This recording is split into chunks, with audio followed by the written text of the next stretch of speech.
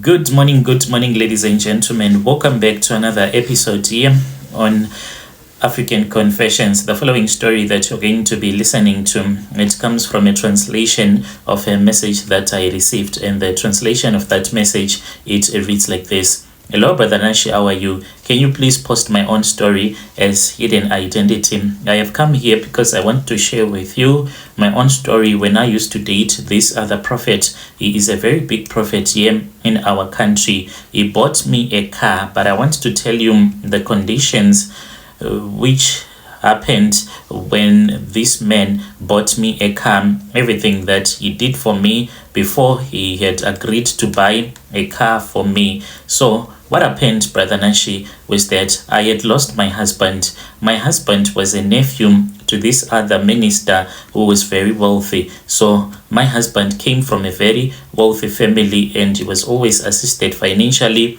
by the minister. And when my husband passed away, I was so much heartbroken. I did not even know what else to do. That was when one of my cousin told me that I could find happiness in church. I then went to this prophet's church. During those years, this was after he had opened up his church. So I then started to go to that church. And then one day, one of the bodyguards, he came to me and he told me that he wanted me to give him my phone numbers because he wanted me to speak with the prophet. Since I was depressed and I thought that speaking with the man of God, it was going to assist me, I then agreed. And when I agreed, that was when the prophet, to my surprise, told me that he wanted me and him to date. I was really shocked because this was like a man of God. I had never expected that a man of God, he was going to propose love to me. But he proposed love to me and we started dating. One day, when we were in bed, he told me that he wanted to buy me a car. I was so excited that this man, he truly loved me. And when we were talking, he used to tell me that he wanted to divorce his own wife. He wanted to divorce his wife, and I was going to be Mama Prophet. One day, I was seeing myself as this woman always standing in front of the church and people respecting me, and I was so happy. I agreed to do whatever that he wanted me to do, and he said to me, before I can buy you a car, you need to promise me one thing. And I was like, anything, my love, anything that you want, I'm going to do it for you. He then said,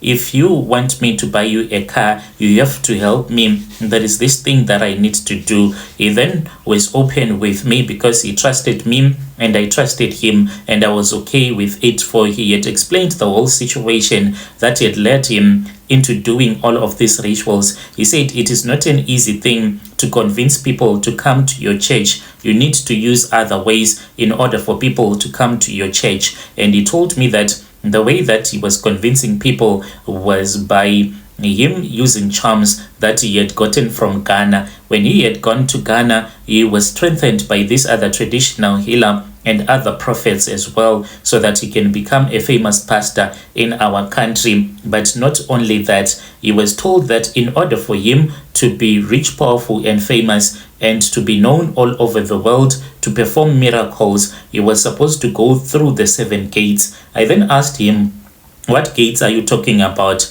He told me that when you go to hell, hell has 7 gates that you have to walk past through each and every gate. And he wanted to go to hell to collect the powers so that he can have money, he can perform miracles, and when him pray for the sick, they can be healed. In order for him to pass through the gates whilst he was still alive, not dead, for those gates, they can only be passed openly by a dead person. If you are alive, you need to perform a sacrifice at each and every gate until you reach hell itself. So he had already done 2 sacrifices that he had already done, and when we had met, he was at gate number 3. He was unable to pass that gate because he was unable to find a woman that was willing to assist him in that ritual. I said, what kind of ritual are we talking about? He then told me the ritual that he was supposed to perform. He said to me, the ritual that I am supposed to perform, it is very complicated, and I hope that you're going to understand. And I said, I understand everything. Am I not listening to you? And he said, okay, let me tell you, but promise me that you are going to be okay with it. And I said, yes, I'm okay with it. He then told me that he had not shaved his armpits for a month, and he had not shaved his private parts for a month. He also told me that he had not been bathing so often because in order for this ritual, for the sacrifice to be accepted at the 3rd gate where he was, this was required. He was supposed to do this sacrifice, and when he said that he had not shaved for such a long time, I then asked him, so what do you mean? He told me that his pubic hair and the hair from his armpits that had grown so big, and it was supposed to be used in a ritual, and the ritual involved the woman eating the pubic hair and the hair from the armpits.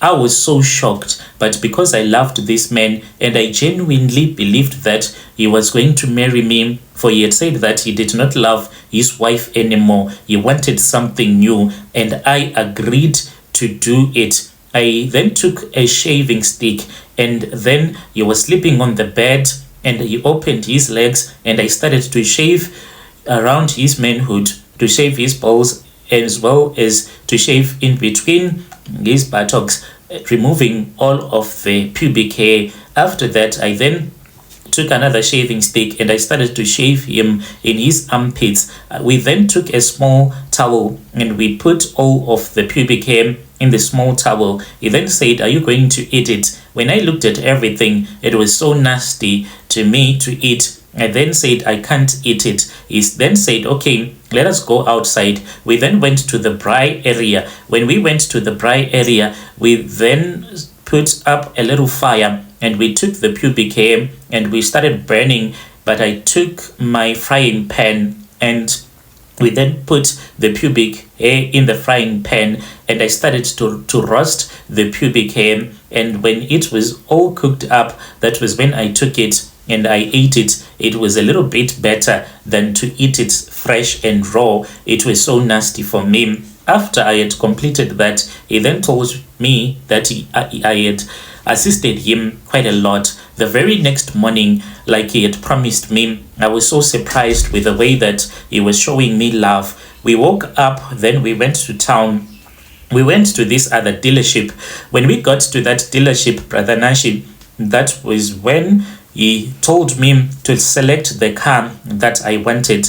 I had never been excited like that in my entire life. Ever since I had lost my husband, I had been mourning over my husband. But here I was. God had granted me a man that was going to help me to forget about the pain that I had felt when I had lost my husband. Then, Brother Nashim, I selected the car that I wanted. We kept on dating, me and the prophet. As we were dating, then I got his phone and I got into his phone and I saw that he was a womanizer. That was so painful, and that is how I ended up breaking up with the man of God. So me coming here, I just want other people to know and to understand that these things, they are for real and they do happen. And when these things happen, you have to understand that in church, it is not everyone. It's not like everyone whom you see in church is a real man of God. There are people out there that perform miracles. These miracles, they are for real, but it does not mean that the miracles that they perform, they are from God. Some of these people, they go to hell. They pass through the gates of hell where they go and collect these powers. I felt so betrayed when I saw all of those messages, love messages from his many women, and when I thought that I had eaten his pubic hair, it was so painful. We ended up breaking up, and I was so hurt like I had never been hurt in my entire life. When you post my story, please tell me. I'll be following through in the comment section. Dear listeners, right there was a message that was sent to me by one of our dear sister. Let us try to speak with her in the comment section. Strange things indeed, they do happen in this world. Keep on checking your Trenza Play app. I'm going to be uploading another episode there very soon.